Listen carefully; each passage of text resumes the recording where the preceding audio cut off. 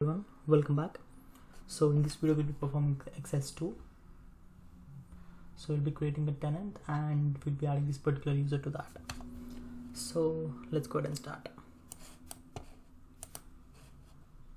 So initially you have to create a directory. For that, this is my default directory. You can go to the Azure Active Directory, manage tenants. You can see we have 3 different tenants. So this is the one that I have created now. So you can just click create and make sure it's Active Directory, configurations, and I'm adding the names here according to the docs. And this one I'm cloud security. This is what I have used, and make sure you go and delete it. So you can see it's already in another directory since I've used this. So I can just click on here and you can just create it. So this is what we are creating now. So you can see the diagram. So this is what it is. So once it is done, you have to create it. Once you are done with this, since I've already created, I'm not doing it now.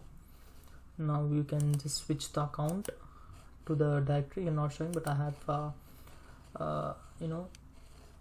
switched to this particular directory. So you can click this button and you can see accordingly here. If you want to go to the default, you can switch, but right now I'm just staying here. So now let's go to the Active Directory, and under manage you can see the custom domains. Add a domain, and here let us add .com, which is there in the GitHub. So when you add the domain, you have to verify that. So you can just check here like the details and everything, and you just need to verify. But right now I'm not the owner of this particular domain, so I could not proceed. So this is just for just to show you how it's done according to the GitHub. So let me delete it and delete. And the task 3 is to create Azure AD user with global administrator role. For that we have to go to the user section, and already have created. Let me show you how this is done. So it's create user, and let me add the users here. So this is the user that we have created. Since it's already there, it's getting error.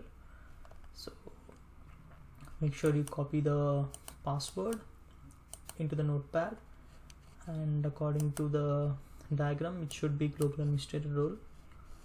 So let me add that global administrator role here. Just click global administrator role and click select. So once that is done, just create it.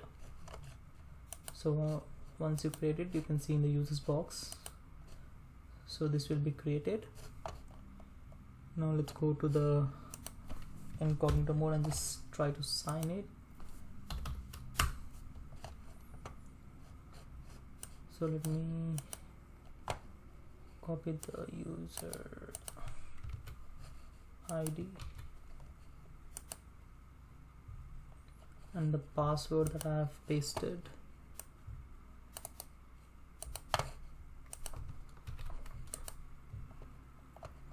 And let me update the password to the one which is set in the GitHub.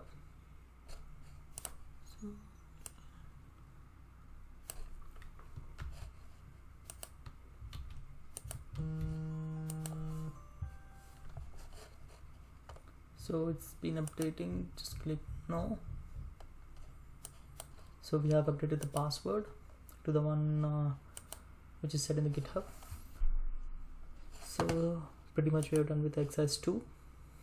So hope you guys understood the concept here. If you have liked the video, please click the like video, and if you want to subscribe to my channel, please do subscribe to my channel. Thank you guys.